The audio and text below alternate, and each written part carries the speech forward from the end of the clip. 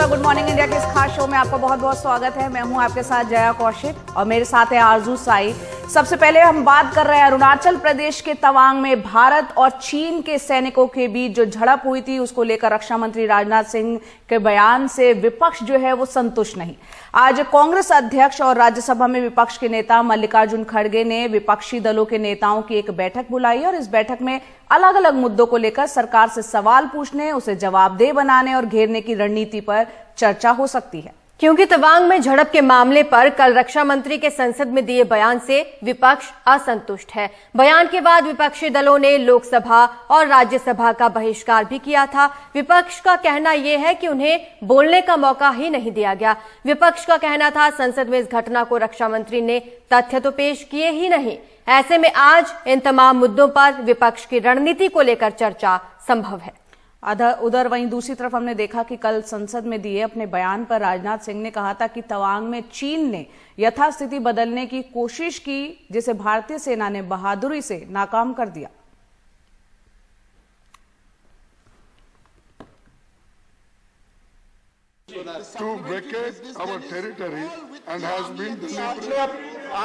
अरुणाचल की तवांग सीमा पर भारत और चीन के सैनिकों के बीच की झड़प का मसला संसद में भी गूंजा। विपक्ष इस पर चर्चा चाहता था, लेकिन सरकार महज बयान देने को राजी हुई। रक्षा मंत्री राजनाथ सिंह ने कहा कि भारतीय सेना ने तवांग से लगी वास्तविक नियंत्रण रेखा पर चीनी अतिक्रमण की कोशिश को कामयाब नहीं होने दी। ये जानकारी भी दी कि इस झड़प में किसी भारतीय जवान को गंभीर चोट तक नहीं आई। 9 दिसंबर 2022 को पीएलए ट्रुप्स ने तवांग सेक्टर के यांसे एरिया में लाइन ऑफ एक्चुअल कंट्रोल पर अतिक्रमण कर स्टेटस को एक तरफा बदलने का प्रयास किया। चाइना के इस प्रयास का हमारी सेना ने दृढ़ता के साथ सामना किया है अध्यक्ष महोदय, और इस फेस ऑफ में हाथापाई भी हुई है। भारतीय सेना ने बहादुरी से पीएलए को हमारी टेरिटरी में अतिक्रमण करने से रोका और उन्हें उनकी पोस्ट पर वापस जाने के लिए मजबूर कर दिया अध्यक्ष महोदय। इस झड़प में दोनों ओर के कुछ सैनिकों को चोटें भी आई हैं और मैं इस सदन को अवगत कराना चाहता हूं कि हमारे किसी भी सैनिक की न तो मृत्यु हुई है और न ही कोई गंभीर रूप से घायल हुआ है। सोमवार शाम ही एक खबर आते ही माहौल गर्म हो गया था कि 9 दिसंबर को तवांग के पास चीनी सैनिकों की घुसपैठ की कोशिश के बाद भारतीय सेना से उनकी झड़प हुई है। विपक्ष की शिकायत थी कि इतनी गंभीर घटना सरकार ने 4 दिन छुपाए रखी। विपक्ष को विश्वास में लेना भी जरूरी नहीं समझा। सेना के मामले में एक है, हमारा पहला सेंटेंस ही वही है कि हम जवानों के साथ है और उनकी बहादुरी का हम स्वागत करते हैं। लेकिन ये जो छुपाने की बात है और जो सामने रखने का है वो नहीं कर रहे हैं, क्योंकि वो डरते हैं कि उनकी कहीं कमजोरियां बाहर नहीं आ। क्या प्रधानमंत्री ने नहीं कहा था ऑल पार्टी मीटिंग में 2 साल पहले कि ना कोई घुसा है ना कोई घुसेगा? फिर आपने 15 राउंड बातचीत क्यों की? और डेमचाक में अभी भी डिसएंगेजमेंट नहीं हुआ। आप देश को बताइए कि disengagement, D escalation, D induction में क्या फर्क है? कैसे वहां पर आपने क्या 2 हफ्ते पहले पिछले 1-2 हफ्ते में हमारे एयरफोर्स को स्क्रैम्बल नहीं करना पड़ा? चीन के एयरक्राफ्ट आ रहे हैं। ये लोग नाम लेने से डर रहे हैं। ट्रेड इम्बैलेंस है, फिर भी हम मार खा रहे हैं। उनके उस 200 शब्द के बयान में मैं समझता हूं 1% भी वो जानकारियां नहीं है जो तमाम मीडिया हाउसेस को, अखबारों के पास है। उधर चीन ने बयान जारी कर कहा है कि सीमा पर हालात सामान्य है। दोनों पक्षों में बातचीत जारी है, कूटनीति और सैन्य स्तरों पर। गलवान के टकराव के बाद लंबे समय तक कई दौर में चलती बातचीत में ये भरोसा बन रहा था कि शायद अब भारत चीन सीमा पर माहौल बदले, लेकिन तवांग का ताजा वाकया बताता है कि भारतीय सेना को और भी सतर्क रहने की जरूरत है। संसद भवन से उमा शंकर सिंह और हिमांशु मिश्रा के साथ राजीव रंजन, एनडीटीवी इंडिया।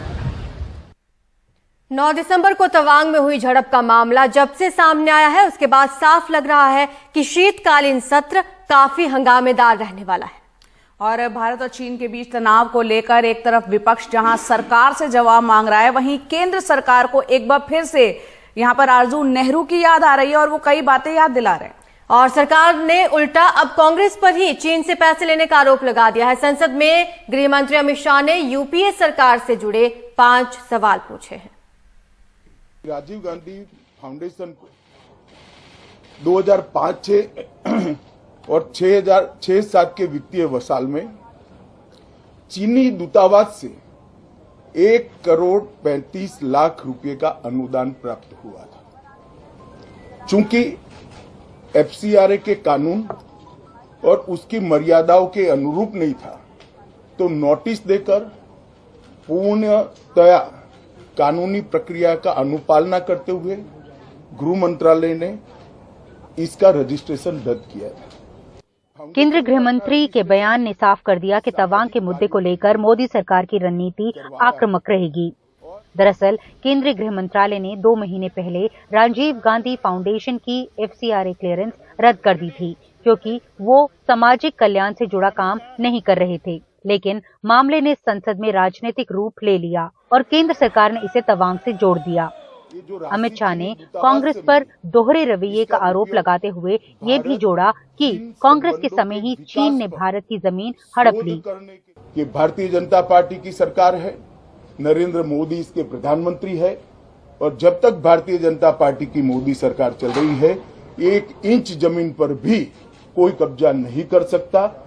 कल अपने सेना के जवानों ने जो 8 की देर रात को और 9 की सुबह को जो वीरता दिखाई है, मैं इसकी बुरी प्रशंसा करता हूं। इन्होंने घुसे हुए सभी लोगों को कुछ ही घंटों में वापस खदेड़ दिया और हमारी भूमि का रक्षण किया है। अमित शाह ने कई और सवाल खड़े किए। कहा कि नेहरू ने अपने निजी संबंधों के लिए सुरक्षा परिषद की सदस्यता चीन को भेंट कर दी। 25 मई 2007 को चीन ने कांग्रेस के तब के अरुणाचल प्रदेश के मुख्यमंत्री दोरजी खांडू को वीजा देने से इनकार कर दिया। कांग्रेस ने क्या किया? 2010 में चीन ने जम्मू कश्मीर के नागरिकों को स्टेपल वीजा देना शुरू कर दिया। और 2011 में आखिर क्यों यूपीए की सरकार ने देमचौक में डेवलपमेंट का काम रोक दिया? कांग्रेस उधर आरोप लगा रही है कि सरकार चीन की चर्चा से डर रही है। मेरे ख्याल में कोई शक नहीं है कि चाइना की आंखें तवांग पे हैं और तवांग सेक्टर में हमें बहुत होशियार रहना है। जो आर्मी ने कल किया, मेरे ख्याल में पूरा देश का समर्थन के साथ किया है।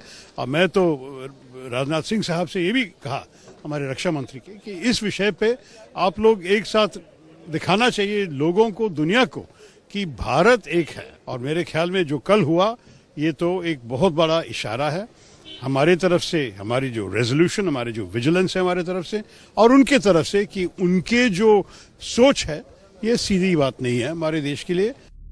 लेकिन इस मामले में सरकार का रवैया बताता है कि तवांग का विवाद इस सत्र में हावी रहेगा। विपक्ष जब भी केंद्र सरकार से गंभीर मसलों को लेकर, चाहे वो महंगाई हो या फिर चीन के साथ उसके रिश्ते हों, जवाब मांगता है तो केंद्र सरकार उसे इतिहास का पाठ पढ़ा देती है। इतिहास अपनी जगह सही है, लेकिन इस बारे में भी चर्चा करनी बहुत जरूरी है कि आगे की रणनीति भारत सरकार की इन गंभीर मुद्दों को लेकर क्या होगी। नई दिल्ली से नीता शर्मा, एनडीटीवी इंडिया के लिए। तो इस मुद्दे पर विपक्ष लगातार कह रहा है हमारा सवाल जो है वो सरकार से है। सेना के साथ तो हम लगातार खड़े हुए हैं और आगे भी खड़े रहेंगे। बहरहाल आगे रुख करते हैं अगली खबर का, जो कि जातिवार जनगणना से जुड़ी हुई है। देश में इस जनगणना कराने की मांग को लेकर भारत सरकार पर एक राजनीतिक दबाव लगातार बढ़ रहा है। लोकसभा में दिए एक लिखित जवाब में गृह राज्य मंत्री नित्यानंद राय ने कहा कि अब तक 3 राज्य सरकारों ने मांग की कि 2021 की जनगणना में जातियों की जानकारी भी जुटाई जाए। यहाँ खास बात यह है कि मांग करने वाले राज्यों में बीजेपी, शिवसेना की महाराष्ट्र सरकार भी शामिल है। बिहार सरकार के बाद अब 2 और राज्य सरकारों ने भारत सरकार से जातिवार जनगणना के आंकड़े जुटाने की गुजारिश की है। लोकसभा में सांसद ए गणेश मूर्ति की तरफ से जातिवार जनगणना पर पूछे गए सवाल के लिखित जवाब में गृह राज्य मंत्री नित्यानंद राय ने कहा, बिहार, महाराष्ट्र और ओडिशा के साथ साथ कुछ संगठनों ने गुजारिश की है कि सेंसस 2021 के डाटा कलेक्शन के दौरान जाति से जुड़ी जानकारी भी इकट्ठा की जाए। एससी और एसटी के अलावा भारत सरकार ने आजादी के बाद जाति से जुड़ी जानकारी एन्यूमरेट नहीं की है। भारत सरकार की तरफ से ये जवाब ऐसे वक्त पर आया है जब बिहार के मुख्यमंत्री और जेडीयू नेता नीतीश कुमार और समाजवादी पार्टी के नेता अखिलेश यादव समेत कई क्षेत्रीय दल जातिवार जनगणना की मांग उठाते रहे हैं। उधर कांग्रेस पार्टी ने मंगलवार को सरकार के सामने एक नई मांग रख दी। वर्ष 2011 में यूपीए की सरकार ने सोशियो इकोनॉमिक कास्ट सेंसस करवाया था। उसका जो सोशियो इकोनॉमिक डेटा था उसको तो सार्वजनिक कर दिया गया, कास्ट डेटा को इस सरकार ने सार्वजनिक नहीं किया है। जहाँ तक मेरी जानकारी है उन डेटा सेट्स में कोई दिक्कत नहीं है। सरकार से हमारी मांग है कि वो जो सोशियो इकोनॉमिक कास्ट सेंसस करवाया गया था उसका जो कास्ट डेटा है उसको सार्वजनिक कर दें। कोरोना की वजह से सेंसस 2021 से जुड़ी किसी भी फील्ड गतिविधि पर फिलहाल रोक लगी हुई है। जातिवार जनगणना को लेकर भारत सरकार पर राजनीतिक दबाव बढ़ता जा रहा है और कास्ट सेंसस की मांग करने वाले राज्य सरकारों की सूची में अब एक बीजेपी समर्थित राज्य सरकार भी शामिल हो गई है। ऐसे में भारत सरकार के सामने ये सवाल बड़ा होता जा रहा है कि वो इस मांग से आगे कैसे निपटे। दिल्ली से कैमरा पर्सन पवन कुमार के साथ हिमांशु शेखर, एनडीटीवी इंडिया। बिहार के मुख्यमंत्री नीतीश कुमार बार बार ये संकेत दे रहे हैं कि तेजस्वी यादव ही उनके राजनीतिक उत्तराधिकारी होंगे। मंगलवार को बिहार विधानसभा में महागठबंधन विधायक दल की बैठक में नीतीश कुमार ने तेजस्वी यादव की ओर इशारा करते हुए कहा कि 2025 के विधानसभा चुनाव में तेजस्वी को आगे करना है। मंगलवार शाम पटना में एक कार्यक्रम आयोजित हुआ था। इस बारे में जब पूछा गया तो उन्होंने दोबारा ये बात दोहराई।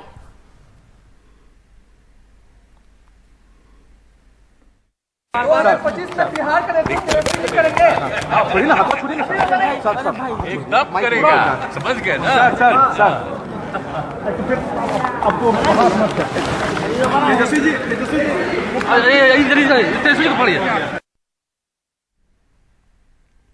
और इस पर तेजस्वी यादव ने कहा कि नीतीश कुमार जो है वो हमारी टीम के कैप्टन हैं और हम भाग्यशाली हैं।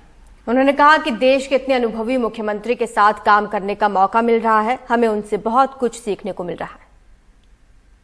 माननीय मुख्यमंत्री जी देश के सबसे अनुभवी मुख्यमंत्री हैं। ये हम लोगों भाग्यशाली हैं कि इनके नेतृत्व में हम लोगों को काम करने का मौका मिला है।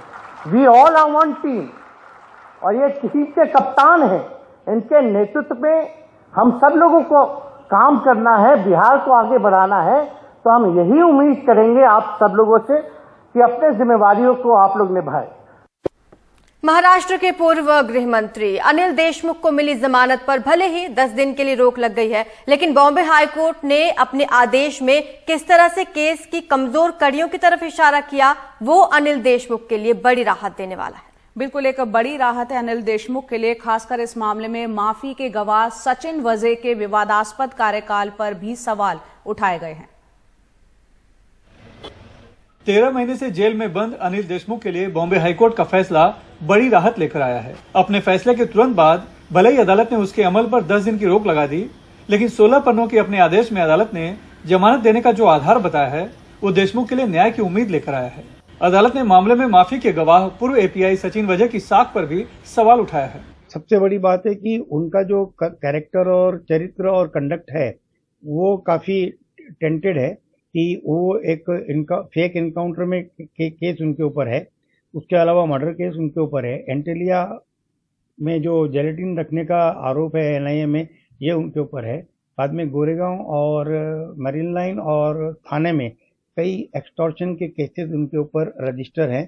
तो उनका जो पूरा कैरेक्टर है, जो उनको कैनवास देखा जाए तो उनका पूरा ब्लैक है, वो एकदम टेंटेड है।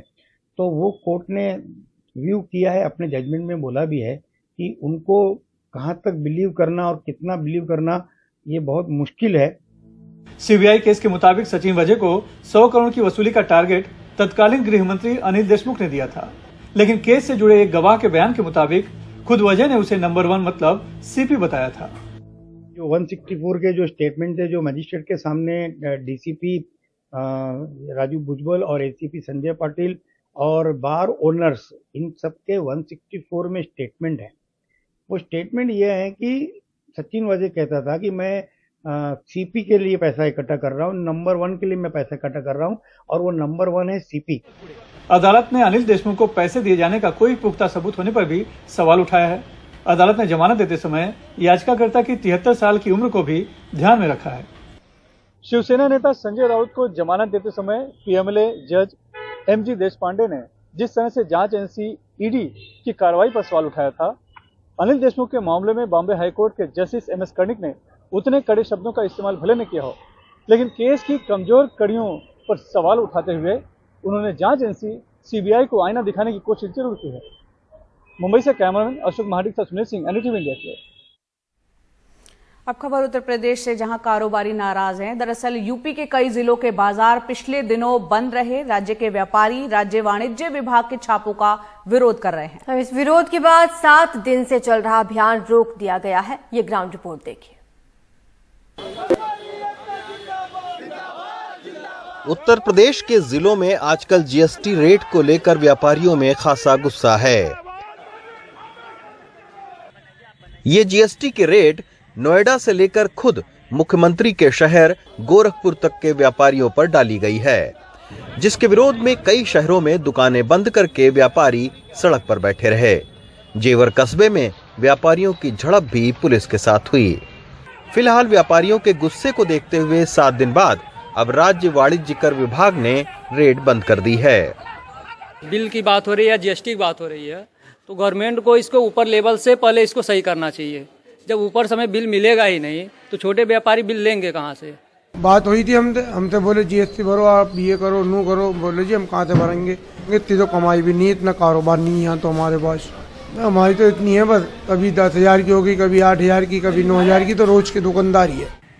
उधर राज्य वाणिज्य कर विभाग ने रेड करके कई जगहों पर व्यापारियों को टैक्स चोरी करते हुए पकड़ा। कईयों पर जुर्माना भी लगाया। अधिकारियों का कहना है कि जिन्होंने जीएसटी का पंजीकरण नहीं कराया है उन पर छापे मारे गए हैं। सारे लोग अपना व्यापार करें भाई, ये तो उन लोगों के लिए मतलब जांच हो रही है जो लोग टैक्स नहीं दे रहे हैं, या बिना ईबे बिल के माल मंगा रहे हैं, बिना ईबे बिल के माल भेज रहे हैं, या जो लोग खरीद कर रहे हैं उसके सापेक्ष में टैक्स नहीं दे रहे हैं, या बिना पंजीयन के व्यापार कर रहे हैं। ऐसे लोगों को चिन्हित करके उनकी जांच हो रही है। व्यापारियों को पैनिक होने की जरा भी जरूरत नहीं है। फिलहाल उत्तर प्रदेश में करीब 26 लाख व्यापारियों का पंजीकरण है, लेकिन सरकार का अनुमान है कि बिना पंजीकरण के व्यापार करने वालों की तादाद 5 लाख से ऊपर है। अब सीजीएसटी की टीम करीब सभी जिलों में सर्वे कर रही है, लेकिन इस सर्वे के तरीके से हजारों छोटे व्यापारी गुस्से में हैं। समाजवादी पार्टी ने भी ट्वीट करके सरकार पर निशाना साधा। कहा, उत्तर प्रदेश के समस्त व्यापारियों को सीजीएसटी की पक्षपातपूर्ण रेट का विरोध करना चाहिए। सपा व्यापारियों के साथ है। खुद उत्तर प्रदेश के कई मंत्रियों को जीएसटी की इस रेट पर बयान देना पड़ा है। जो टीम्स जा रही हैं वो किसी व्यापारी का शोषण न करें। हम लोगों ने ऊपर शासन लेवल पे भी इसकी ये बताया है, और मैं आपको आश्वस्त करना चाहता हूँ, व्यापारियों को आश्वस्त करना चाहता हूँ कि किसी भी व्यापारी का उत्पीड़न नहीं होगा। हम इस पर घोर आपत्ति अपनी दर्ज कराना चाहते हैं। उद्यमी और व्यापारी हमेशा से इस बात का पक्षधर है कि सरकारी नीतियों के अनुसार सरकार का राजस्व बढ़े, ज्यादा से ज्यादा व्यापारियों और उद्यमियों की इसमें जीएसटी की रजिस्ट्रेशन हो। लेकिन यह कार्य व्यापारी और उद्यमियों में डर का माहौल बनाकर नहीं किए जाने चाहिए। फिलहाल सीजीएसटी के अपने तर्क हैं और व्यापारियों के अपने, लेकिन हाल के इन छापों से बाजारों में तनाव का माहौल साफ है। उत्तर प्रदेश का जो जीएसटी कलेक्शन है वो इस साल करीब 14,000 करोड़ रुपए से बढ़कर 26,000 करोड़ रुपए हो चुका है, लेकिन उसके बावजूद विभाग का ये मानना है कि अभी भी उत्तर प्रदेश में लाखों ऐसे व्यापारी हैं जो टैक्स नहीं दे रहे हैं, जबकि व्यापारियों का कहना है कि व्यापारी पंजीकरण लाल फीताशाही के चलते नहीं करवा पा रहे हैं। नोएडा से अरविंद उत्तम, हापुड़ से अदनान और गोरखपुर से सलीम के साथ रवीश रंजन शुक्ला, एनडीटीवी इंडिया। बात करते हैं दिल्ली के इंदिरा गांधी इंटरनेशनल एयरपोर्ट की, जहां इन दिनों भारी भीड़ देखने को मिल रही है, लेकिन उस समस्या के मूल में जाकर हल खोजने की जगह मुसाफिरों को फ्लाइट से 3.5 घंटे पहले पहुंचने की एडवाइजरी जारी कर दी गई है। इंडिगो और स्पाइस जेट की हिदायत है कि समय से पहले पहुंचे। सवाल यह है कि यात्रियों के समय की क्या कोई कीमत नहीं है? ये उड़ान भरने वालों की भीड़ है, ऐसी जैसी पहले कभी नहीं रही। टर्मिनल 3 पर इतनी मारामारी, लंबी कतार और अपनी बारी के इंतजार में फ्लाइट तक मिस हो रही है। हमें तो बहुत ज्यादा भीड़ लगती है। जब दिल्ली एंटर करते हैं हम 2.5 घंटे में पटियाला से बाईपास पहुंच जाते हैं, लेकिन दिल्ली एंटर करते ही 2.5 घंटे और लग जाते हैं जहां पहुंचना होता है डेस्टिनेशन पे। सिक्योरिटी का जो चेक इन है वो जल्दी हो, और अगर हमें लेट हो रहा है ट्रैफिक में तो हमें जल्दी से कोई निकाला जाए, कुछ ऐसी सुविधा होनी चाहिए। काफी क्राउडेड रहता है एयरपोर्ट, मतलब दिल्ली एयरपोर्ट, मतलब T3 तो स्पेशली, मतलब कंपेयर टू अदर एयरपोर्ट्स काफी हेवी ट्रैफिक है आजकल। ये हाल देखते हुए इंडिगो ने मुसाफिरों के लिए एडवाइजरी भी जारी की है। कहा है कि यात्री उड़ान से 3.5 घंटे पहले हवाई अड्डे पहुंचे। भीड़ की वजह से चेक इन और बोर्डिंग में ज्यादा वक्त लग रहा है। टर्मिनल 3 पर एंट्री के लिए गेट नंबर 5 और 6 का उपयोग करें। स्पाइस जेट ने भी लोगों से समय से पहले पहुंचने की गुजारिश की है। इस बीच नगर विमानन मंत्रालय की एडवाइजरी आई है, एयरलाइंस अपना स्टाफ बढ़ाएं, वेटिंग टाइम की जानकारी सोशल मीडिया पर दें ताकि यात्रियों को कोई परेशानी ना हो। हालात ऐसे हैं कि सोमवार को नागरिक उड्डयन मंत्री ज्योतिरादित्य सिंधिया को खुद एयरपोर्ट का जायजा लेने जाना पड़ा। भीड़ को नियंत्रित करने को लेकर रोड मैप भी बना है और अमल में लाने की बात भी है। मैंने सर्वेक्षण किया स्वयं जाके, क्योंकि मैंने उनको 5 दिन का समय दिया था। पिछले बुधवार दोपहर को हमने मीटिंग ली थी। 6 एंट्री गेट हमारे यात्रियों के लिए होते थे, 6 मतलब 2-2 प्रति गेट हैं, तो 14 एंट्री गेट यात्री के लिए होते थे और 2 एंट्री गेट क्रू और हमारे दिव्यांग के लिए आरक्षित किया गया था। आज हमने वो स्थिति बदलकर 16 गेट पैसेंजर्स के लिए कर लिए हैं और 2 गेट क्रू और दिव्यांग के लिए हमने रखे हैं। सुखद उड़ान को लेकर हालात का इशारा है कि अंतिम वक्त और भागम भाग से फिलहाल परहेज करें। समय से रहेंगे तो मुसीबत से बचेंगे। नई दिल्ली से परिमल कुमार की रिपोर्ट, एनडीटीवी इंडिया। G20 शिखर सम्मेलन के दौरान विदेशी मेहमानों का अनुभव अच्छा रहे, इसके लिए अब टैक्सी ड्राइवर्स को फ्रेंच, जर्मन, रूसी, अरबी और अंग्रेजी बोलने की ट्रेनिंग दी जा रही है। और सिर्फ भाषा ही नहीं, साफ सफाई और विदेशी मेहमानों से व्यवहार किस तरह का हो, ये सब तौर तरीके भी इनको सिखाए जा रहे हैं।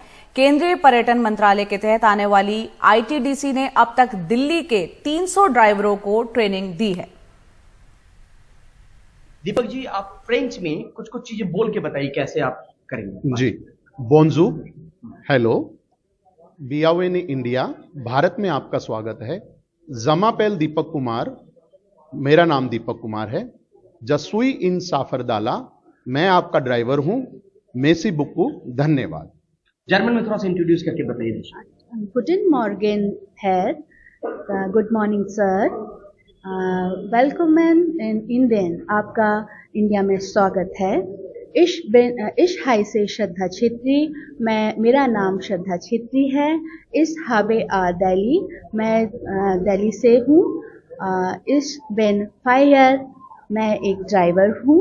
और थैंक यू शॉ, बहुत बहुत धन्यवाद। फ्रेंच और जर्मन बोलते ये टैक्सी ड्राइवर हैं। विदेशी मेहमानों के वेलकम को लेकर ITDC के ट्रेनर इनको आचार व्यवहार, साफ सफाई से लेकर अलग अलग भाषा के गुर सिखा रहे हैं। G20 समिट को लेकर शुरुआत दिल्ली से हुई और अब देश के अलग अलग कोने में इस ट्रेनिंग कार्यक्रम को ले जाने की तैयारी है। अभी तक हमने नियरली 300 कैब एसोसिएट्स को ट्रेन किया है, उनको सर्टिफाई किया है। अब आगे हमारा ये प्रोग्राम है as per guidance of mister G Kamala Vardhana Rao ji, हमारे director DG tourism and DCM mister Piyush Tiwari ji. हम इसको पैन इंडिया बेसिस पर लेने जा रहे हैं। पैन इंडिया बेसिस पे नियरली 55 डेस्टिनेशंस पे हम कैब एसोसिएट्स की सेलेक्टेड ड्राइवर्स की वहां पर कंप्लीट ट्रेनिंग करने जा रहे हैं। 4 दिन का कोर्स, 16 घंटे की मेहनत, 300 रुपए हर दिन का भत्ता और नई नई भाषाओं का ज्ञान। इसके तहत फ्रेंच, जर्मन के अलावा रूसी, अरबी और अंग्रेजी बोलने की ट्रेनिंग भी दी जा रही है। 300 प्लस ड्राइवर हो चुके हैं, जिसमें लगभग 150 प्लस महिलाएं हैं और बाकी जेंट्स हैं। जो G20 को, क्योंकि सबसे ज्यादा सब आपके यूनियन के हैं किसी ने? नहीं, सारे हमारी यूनियन के ही हैं। और G20 जो हमारे देश में होने जा रहा है, जिसकी मिसाल हमारे देश के प्रधानमंत्री जी ने 15 नवंबर को उठाई है इंडोनेशिया में, तो उस मिसाल को सबसे आगे लेके चलने वाले हमारे ड्राइवर हैं। तो हम सभी का धन्यवाद करते हैं और अपनी यूनियन को हम गौरव महसूस करते हैं कि ये काम मिनिस्ट्री से हमें मिला। फ्रेंच में बताइए क्या बोलेंगे? नई दिल्ली से परिमल कुमार, एनडीटीवी इंडिया। जी, बोंजू जामापेल परिमल, एनडीटीवी दिल्ली, इंडिया। फरीदाबाद में विजिलेंस टीम ने भैंस चोरी के मामले में एक सब इंस्पेक्टर को रिश्वत लेते रंगे हाथों पकड़ा, लेकिन जैसे ही टीम के सदस्यों ने उसे शिकंजे में लेने की कोशिश की, आरोपी पुलिसकर्मी ने रिश्वत की रकम निगलकर सबूत मिटाने की कोशिश की। तो ये आप तस्वीरों में देख रहे हैं किस तरह से सबूत मिटाने की यहाँ कोशिश हुई। एक शख्स ने आरोपी को पीछे से पकड़ा और दूसरे ने पूरा जोर लगाकर आरोपी दारोगा के मुंह से नोट बाहर निकाल लिया और इन सबके बीच वहां मौजूद एक शख्स ने बीच बचाव करने की कोशिश की, जिसे विजिलेंस टीम ने धक्का मारकर एक किनारे कर दिया। इसका तो कह रही। नमस्कार, गुड मॉर्निंग इंडिया में आपका स्वागत है। मैं हूं अदिति राजपूत, मेरे साथ हैं जया कौशिक और हम शुरुआत कर रहे हैं राजस्थान के कोटा से, जहां पर छात्रों की जो खुदकुशी का मामला है वो लगातार गरमाया हुआ है। इस मामले में कांग्रेस के विधायक भरत सिंह कुंदनपुर ने कोटा के डीएम को चिट्ठी लिखकर कोचिंग संस्था की भूमिका की जांच का मुद्दा उठाया है। उन्होंने चिट्ठी में लिखा है कि बड़ी संख्या में छात्र यहां पढ़ाई करने आते हैं, ऐसे में कोचिंग एक व्यवसाय और लाभकारी धंधा बन गया है। उन्होंने कहा कि छात्रों का आत्महत्या करना, पढ़ाई का अधिक दबाव भी है। उन्होंने ये भी कहा कि अच्छे रिजल्ट लाने के दबाव में कोचिंग चलाने वाले जो हैं वो छात्रों पर भारी दबाव बनाते हैं। क्या कुछ है इस चिट्ठी में, इस पर तफसील से जानकारी के साथ हमारी सहयोगी हर्षा कुमारी सिंह हमारे साथ जुड़ रही हैं। हर्षा, हम वो चिट्ठी दिखा रहे हैं जो कांग्रेस विधायक ने डीएम को लिखी है। बताएं इस चिट्ठी में क्या कुछ सवाल पूछे गए हैं, क्या कुछ कहा गया है? देखिए, उन्होंने जो ये चिट्ठी लिखी है अपने आप में एक चौंकाने वाली चिट्ठी है, क्योंकि वो कांग्रेस के एमएलए हैं और कोटा से ही हैं। लेकिन उन्होंने कुछ बहुत पर्टिनेंट पॉइंट्स रेज किए हैं। उसमें उन्होंने एक बात करी है जो पॉलिटिकल पेट्रनेज की है। उन्होंने कहा है कि कोचिंग जो है बहुत लाभदायक धंधा है और इसमें जो इनका जो पॉलिटिकल राजनीतिक रसूख रहता है उसके कारण उन्होंने कहा है कि एडमिनिस्ट्रेशन भी दबाव में रहता है। और फिर उन्होंने आगे कहा है कि जो पुलिस इसको इन्वेस्टिगेट करती है, इसकी जांच करती है, तो जांच करने के बाद वो केस को बंद कर देती है, यानी कि एफआईआर लगा देती है। और इस केस में कभी भी कोई भी किसी को प्रेशराइज करके सुसाइड तक लेकर जाना, उसमें कोई जवाबदारी फिक्स नहीं होती। तो उन्होंने कहा है कि रिस्पॉन्सिबिलिटी फिक्स होनी चाहिए। और उन्होंने कहा है क्यों नहीं एफआईआर दर्ज होती है इसमें। उन्होंने ये भी पूछा है कि कोचिंग संस्थाओं के खिलाफ क्यों नहीं हम लोग रिस्पॉन्सिबिलिटी फिक्स कर पाते हैं। तो शायद पॉलिटिकल पेट्रनेज की जो बात उन्होंने कही है और कि एडमिनिस्ट्रेशन उससे दबाव में काम करता है, शायद ये सब सवाल हैं जो वो रेज करना चाहते हैं। सबसे महत्वपूर्ण बात यह है कि वो कोटा से ही एमएलए हैं, कई बार एमएलए रहे हैं और मिनिस्टर भी रहे हैं गहलोत कैबिनेट में। जी बिल्कुल हर्षा, यहाँ पर महत्वपूर्ण बात वो उठा रहे हैं कि राजनीतिक संबंधों या जो राजनीतिक रसूख का जिक्र कर रहे हैं, कोचिंग संस्थाएं उनसे जुड़ी होती है। लेकिन हर्षा, बहुत लंबे समय से इस तरह की समस्याएं सामने आ रही है। क्या अब तक जितनी भी इस मामले में, क्योंकि जब आत्महत्या के मामले सामने आते हैं छात्रों की तो मामला दर्ज होता है, परिवारों को बच्चों के शव सौंप दिए जाते हैं, उसके बाद मामला अमूमन हम देखते हैं कि रफा दफा कर दिया जाता है। क्या अभी तक कभी भी ऐसा हुआ है कि कोचिंग संस्थानों पर कोई जिम्मेदारी डाली गई हो या उनके ऊपर भी कोई केस किया गया हो कि क्या कुछ आपके यहाँ चल रहा था, बच्चा दबाव में था? बिल्कुल, केस तो कभी हुआ ही नहीं है किसी के भी खिलाफ, ये बात साफ है। और आप अगर आंकड़े देख ले तो इस साल 14 सुसाइड हुए हैं और बीच में कोविड था, लेकिन उसके पहले 16 और 18 में 19 और 17 शायद फिगर है, ये सुसाइड्स हुए थे। तो बीच में फिर उस टाइम भी प्रशासन हड़कंप में आई थी और उन्होंने काफ़ी मतलब स्टेप्स लिए थे। एक यहाँ पर कलेक्टर थे रवि सुरपुर, उन्होंने एक चिट्ठी भी लिखी थी सब पेरेंट्स को, कोचिंग संस्थाओं को। उन्होंने कहा था कि आप बर्डन ऑफ एक्सपेक्टेशंस जो है, आपका जो एक्सपेक्टेशंस का बोझ है ये बच्चों पर ना डालें।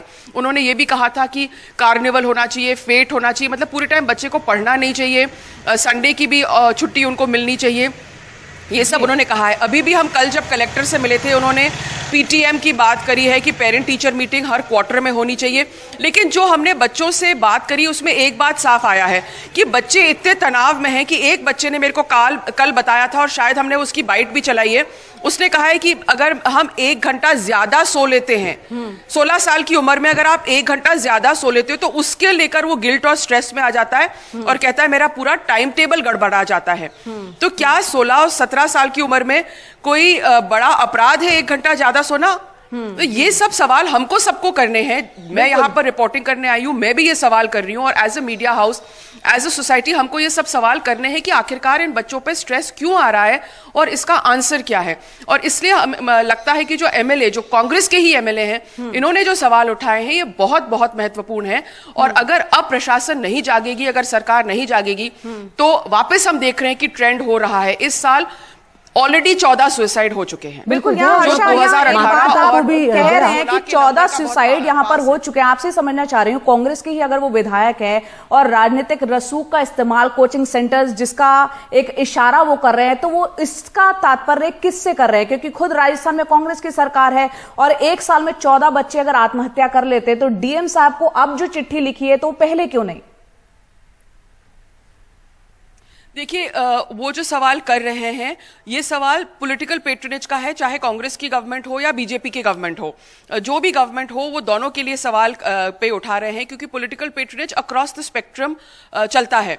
और ये जो सवाल इन्होंने किया है, जो चिट्ठी इन्होंने लिखी है, हाँ शायद उनको पहले लिख लेना चाहिए था, लेकिन अभी जो ये 3 सुसाइड एक साथ हुए हैं, शायद उसके कारण सब लोग को एकदम से धक्का लगा है, पूरा देश हिल गया है और लगता है कि कोटा शहर तो हिल ही गया है। मैं यहाँ पर आई हूँ, सब लोग उसकी बात कर रहे हैं, सबके दिल में अफसोस है कि एक साथ 3 बच्चों का जो सुसाइड हुआ है, उसको एकदम लोगों की एक तरह से आंखें खुल गई है, क्योंकि सुसाइड होते हैं काफी लोग उसको देखते हैं लेकिन शायद इतना गौर नहीं कर पाते हैं। पर ये जो 3 सुसाइड एक साथ हुए हैं, इससे सब लोगों को बहुत बड़ा धक्का लगा है। बहुत महत्वपूर्ण बात हर्षा यहाँ पर आपने की है कि एक मीडिया हाउस के तौर पर, एक सोसाइटी के तौर पर, और माता पिताओं को भी यहाँ पर समझना होगा कि अपने पैरों पर खड़ा करने के लिए बच्चों पर इतना दबाव ना डालें कि वो अपनी जान को ही दांव पर लगा दें। ये समझना बहुत यहाँ पर महत्वपूर्ण है। बहुत बहुत शुक्रिया हर्षा इस तमाम जानकारी के लिए।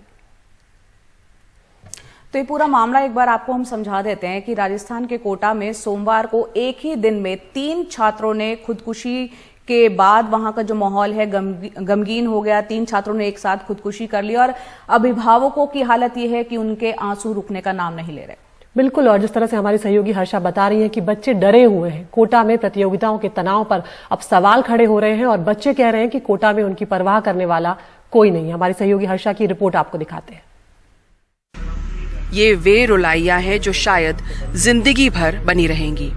इंजीनियरिंग की तैयारी कर रहे उज्जवल के पिता को संभालना मुश्किल है। कहे थे मैम, ये अगर मन नहीं लगता है तो खर्चा होने से मतलब नहीं है, हमारे घर पर वेलकम तुम्हारा रहेगा, जिस दिन आ जाओगे उस दिन कोई दिक्कत नहीं मेरा। आप रोइए मत, आप रोइए मत। यही हाल अंकुश के भाई बहनों का है।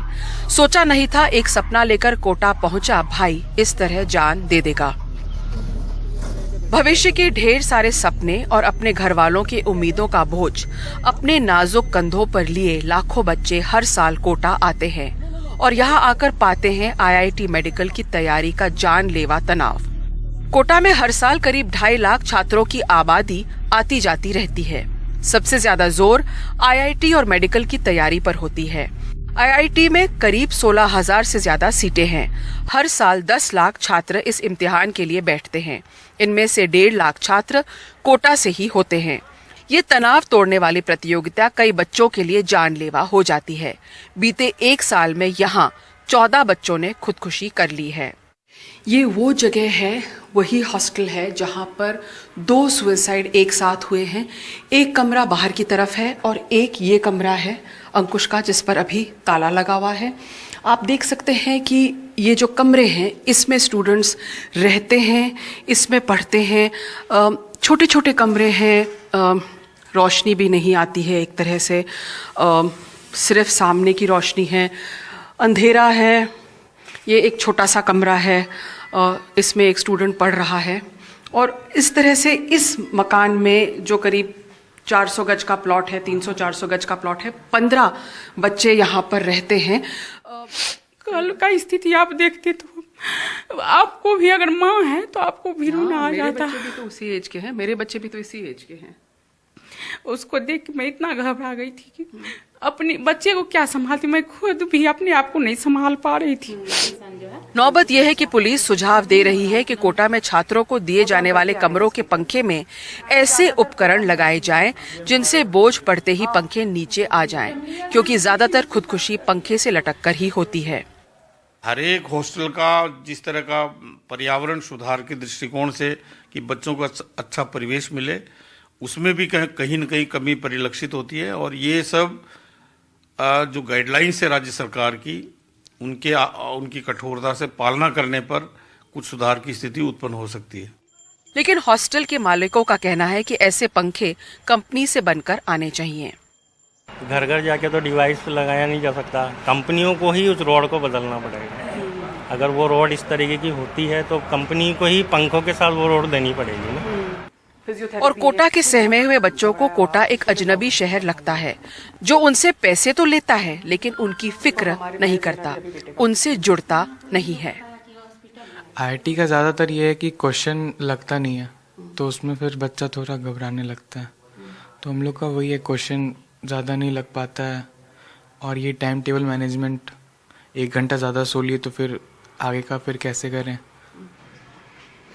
मैम अकेलापन का मतलब पढ़ाई तो सही है, लेकिन यहाँ थोड़ा ज़्यादा माहौल सही नहीं रहता है बच्चों को। मतलब तुम उतना पढ़ रहे हो तो हम इतना पढ़ेंगे, तुम 2 बजे रात को, तुम 10 बजे रात तक, कुछ ऐसा चलता रहता है। फिर कंपटीशन रहता है, कौन कितना पढ़ रहा है। कंपटीशन है मैम, तो और सीट वीट का में तो आप समझ ही रहे हैं, बस यही है। आपको नीट और इंजीनियरिंग के लिए इतनी पढ़ाई करनी पड़ती है, क्योंकि ये जो दौड़ है, ये जो एक तरह से रेस है, ये बहुत ही कठिन चुनौतीपूर्ण रेस है। और इसमें कुछ ही लोग सफल होकर आगे निकल पाते हैं। महत्वाकांक्षाएं बहुत हैं, लोगों की उम्मीदें भी बहुत हैं, और कहीं ये जो बच्चे हैं या तो ये उम्मीदों से पूरा नहीं कर पाए इसलिए चले गए, सुसाइड नोट नहीं मिला है पुलिस को। कई सवाल हैं कोटा के बारे में। कोटा से कैमरा पर्सन जेवियर टॉमस के साथ हर्षा कुमारी सिंह, NDTV इंडिया। आगे बढ़ते हैं और अब ऐसी खबर की बात करते हैं जिससे दिल्ली वासी खासकर बहुत ज्यादा परेशान हैं, और जो लोग दिल्ली पहुंच रहे हैं वो भी बहुत ज्यादा परेशानियां उठा रहे हैं। दिल्ली के इंदिरा गांधी अंतर्राष्ट्रीय हवाई अड्डे पर इन दिनों भारी भीड़ देखने को मिल रही है, लेकिन उस समस्या के मूल में जाकर जया हल खोजने की बजाय यहां पर मुसाफिरों को फ्लाइट से 3.5 घंटे पहले पहुंचने की एडवाइजरी जारी कर दी, और जिसको लेकर अब सोशल मीडिया पर भी काफी मजाक उड़ाया जा रहा है। सोचिए, आप फ्लाइट इसलिए लेते हैं कि आपको वक्त बचा पाएं, और यहाँ 3.5 घंटे पहले अगर आपको पहुंचने के लिए कह दिया जाएगा तो बाकी और तरीके से सफर करने और फ्लाइट के जरिए जाने में अंतर क्या रह जाएगा। बहरहाल इंडिगो और स्पाइस जेट की हिदायत है कि समय से पहले पहुंचे, या समय से पहले कह रहे हैं कि 3.5 घंटे पहले पहुंचे। सवाल यह है कि यात्रियों के समय की क्या कोई कीमत नहीं है? देखते हैं रिपोर्ट। ये उड़ान भरने वालों की भीड़ है, ऐसी जैसी पहले कभी नहीं रही। टर्मिनल 3 पर इतनी मारामारी, लंबी कतार और अपनी बारी के इंतजार में फ्लाइट तक मिस हो रही है। हमें तो बहुत ज्यादा भीड़ लगती है। जब दिल्ली एंटर करते हैं हम 2.5 घंटे में पटियाला से बाईपास पहुंच जाते हैं, लेकिन दिल्ली एंटर करते ही 2.5 घंटे और लग जाते हैं जहां पहुंचना होता है डेस्टिनेशन पे। सिक्योरिटी का जो चेक इन है वो जल्दी हो, और अगर हमें लेट हो रहा है ट्रैफिक में तो हमें जल्दी से कोई निकाला जाए, कुछ ऐसी सुविधा होनी चाहिए। काफी क्राउडेड रहता है एयरपोर्ट, मतलब दिल्ली एयरपोर्ट, मतलब T3 तो स्पेशली, मतलब कंपेयर टू अदर एयरपोर्ट्स काफी हैवी ट्रैफिक है आजकल। ये हाल देखते हुए इंडिगो ने मुसाफिरों के लिए एडवाइजरी भी जारी की है। कहा है कि यात्री उड़ान से 3.5 घंटे पहले हवाई अड्डे पहुंचें। भीड़ की वजह से चेक इन और बोर्डिंग में ज्यादा वक्त लग रहा है। टर्मिनल 3 पर एंट्री के लिए गेट नंबर 5 और 6 का उपयोग करें। स्पाइस जेट ने भी लोगों से समय से पहले पहुंचने की गुजारिश की है। इस बीच नगर विमानन मंत्रालय की एडवाइजरी आई है, एयरलाइंस अपना स्टाफ बढ़ाएं, वेटिंग टाइम की जानकारी सोशल मीडिया पर दें ताकि यात्रियों को कोई परेशानी ना हो। हालात ऐसे हैं कि सोमवार को नागरिक उड्डयन मंत्री ज्योतिरादित्य सिंधिया को खुद एयरपोर्ट का जायजा लेने जाना पड़ा। भीड़ को नियंत्रित करने को लेकर रोड मैप भी बना है और अमल में लाने की बात भी है। मैंने सर्वेक्षण किया स्वयं जाके, क्योंकि मैंने उनको 5 दिन का समय दिया था। पिछले बुधवार दोपहर को हमने मीटिंग ली थी। 6 एंट्री गेट हमारे यात्रियों के लिए होते थे। 6 मतलब 2-2 प्रति गेट हैं, तो 14 एंट्री गेट यात्री के लिए होते थे और 2 एंट्री गेट क्रू और हमारे दिव्यांग के लिए आरक्षित किया गया था। आज हमने वो स्थिति बदलकर 16 गेट पैसेंजर्स के लिए कर लिए हैं और 2 गेट क्रू और दिव्यांग के लिए हमने रखे हैं। सुखद उड़ान को लेकर हालत और हालात का इशारा है कि अंतिम वक्त और भागम भाग से फिलहाल परहेज करें। समय से रहेंगे तो मुसीबत से बचेंगे। नई दिल्ली से परिमल कुमार की रिपोर्ट, एनडीटीवी इंडिया। रक्षा मंत्री राजनाथ सिंह ने तवांग में हुई झड़प को लेकर जो बयान दिया, विपक्ष उससे संतुष्ट नहीं है। आज कांग्रेस अध्यक्ष और राज्यसभा में विपक्ष के नेता मल्लिकार्जुन खड़गे ने विपक्षी दलों के नेताओं के साथ आज सुबह 10 बजे एक बैठक बुलाई है और इस बैठक में अलग अलग मुद्दों को लेकर सरकार से सवाल पूछने, जवाबदेही तय करने और घेरने की रणनीति पर चर्चा हो सकती है, क्योंकि तवांग में जो चीनी सैनिकों और भारतीय सैनिकों के बीच में झड़प हुई, उस मामले पर रक्षा मंत्री के संसद में दिए बयान से विपक्ष ने नाखुशी जाहिर की है, नाराजगी जाहिर की है। बयान के बाद विपक्षी दलों ने लोकसभा और राज्यसभा का बहिष्कार भी किया। विपक्ष का कहना था कि उन्हें बोलने का मौका ही नहीं दिया गया। विपक्ष का कहना था कि संसद में इस घटना को रक्षा मंत्री ने तथ्य तक पेश नहीं किए हैं। ऐसे में आज इन तमाम मुद्दों पर विपक्ष की रणनीति को लेकर चर्चा हो सकती है। और उधर कल संसद में दिए अपने बयान पर राजनाथ सिंह ने कहा था कि तवांग में चीन ने यथास्थिति बदलने की कोशिश की, जिसे भारतीय सेना ने बहादुरी से नाकाम कर दिया। Our national security and a territorial integrity is being impinged upon by brazen Chinese transgressions as the government remains a mute spectator. To vacate our territory and has been deliberately taking shelter beyond the statement of our Prime Minister dated 20th June 2020, saying that no one has to vacate our territory and has been Arunachal की तवांग सीमा पर भारत और चीन के सैनिकों के बीच की झड़प का मसला संसद में भी गूंजा। विपक्ष इस पर चर्चा चाहता था, लेकिन सरकार महज बयान देने को राजी हुई। रक्षा मंत्री राजनाथ सिंह ने कहा कि भारतीय सेना ने तवांग से लगी वास्तविक नियंत्रण रेखा पर चीनी अतिक्रमण की कोशिश को कामयाब नहीं होने दी। ये जानकारी भी दी कि इस झड़प में किसी भारतीय जवान को गंभीर चोट तक नहीं आई। 9 दिसंबर 2022 को पीएलए ट्रुप्स ने तवांग सेक्टर के यांगसे एरिया में लाइन ऑफ एक्चुअल कंट्रोल पर अतिक्रमण कर स्टेटस को एक तरफा बदलने का प्रयास किया। चाइना के इस प्रयास का हमारी सेना ने दृढ़ता के साथ सामना किया है अध्यक्ष महोदय, और इस फेस ऑफ में हाथापाई भी हुई है। भारतीय सेना ने बहादुरी से पीएलए को हमारी टेरिटरी में अतिक्रमण करने से रोका और उन्हें उनकी पोस्ट पर वापस जाने के लिए मजबूर कर दिया अध्यक्ष महोदय। इस झड़प में दोनों ओर के कुछ सैनिकों को चोटें भी आई हैं और मैं इस सदन को अवगत कराना चाहता हूं कि हमारे किसी भी सैनिक की न तो मृत्यु हुई है और न ही कोई गंभीर रूप से घायल हुआ है। सोमवार शाम ही ये खबर आते ही माहौल गर्म हो गया था कि 9 दिसंबर को तवांग के पास चीनी सैनिकों के घुसपैठ की कोशिश के बाद भारतीय सेना से उनकी झड़प हुई है। विपक्ष की शिकायत थी कि इतनी गंभीर घटना सरकार ने 4 दिन छुपाए रखी। विपक्ष को विश्वास में लेना भी जरूरी नहीं समझा। सेना के मामले में एक है, हमारा पहला सेंटेंस ही वही है कि हम जवानों के साथ है और उनकी बहादुरी का हम स्वागत करते हैं। लेकिन ये जो छुपाने की बात है और जो सामने रखने का है वो नहीं कर रहे हैं, क्योंकि वो डरते हैं कि उनकी कहीं कमजोरियां बाहर नहीं आ। क्या प्रधानमंत्री ने नहीं कहा था ऑल पार्टी मीटिंग में 2 साल पहले कि ना कोई घुसा है ना कोई घुसेगा? फिर आपने 15 राउंड बातचीत क्यों की? और डेमचाक में अभी भी डिसएंगेजमेंट नहीं हुआ। आप देश को बताइए कि disengagement, D escalation, D induction में क्या फर्क है? कैसे वहां पर आपने क्या 2 हफ्ते पहले पिछले 1-2 हफ्ते में हमारे एयरफोर्स को स्क्रैम्बल नहीं करना पड़ा? चीन के एयरक्राफ्ट आ रहे हैं, ये लोग नाम लेने से डर रहे हैं। ट्रेड इम्बैलेंस है, फिर भी हम मार खा रहे हैं। उनके उस 200 शब्द के बयान में मैं समझता हूं 1% भी वो जानकारियां नहीं है जो तमाम मीडिया हाउसेस को, अखबारों के पास है। उधर चीन ने बयान जारी कर कहा है कि सीमा पर हालात सामान्य है। दोनों पक्षों में बातचीत जारी है, कूटनीति और सैन्य स्तरों पर।